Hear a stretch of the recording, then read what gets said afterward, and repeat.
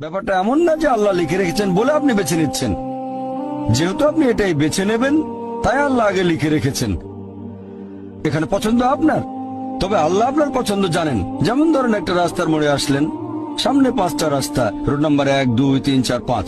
এখানে পছন্দ আপনার, বেছে নিতে পারেন রোড নাম্বার 1, 2, 3, 4, 5। আপনি গেলেন রোড 2-এ। এটা আগে থেকেই লেখা আছে আপনার নিয়তিতে যে আপনি যাবেন 2 নম্বর রোডে। ব্যাপারটা এমন না যে আল্লাহ লিখেছেন বলে আপনি করছেন। যেহেতু আপনি এটাই বেছে নেবেন তাই আল্লাহ আগে লিখে রেখেছেন। তাহলে পছন্দ আপনার। আপনি চাইলে টাকা উপার্জন করতে পারেন ভালো কাজের মাধ্যমে, হালাল উপায়ে, অথবা পারেন চুরি করে হারাম উপায়ে। পছন্দ আপনার। ধরেন চুরি করলেন, এটা আপনার সিদ্ধান্ত। তবে আল্লাহ আগে থেকে জানেন যে এই লোকটা সহজে টাকা পেতে চায়, তাই চুরি করবে। তাই আল্লাহ আগে লিখে রেখেছেন যে এই লোকটা 25 বছর বয়সে চুরি করবে।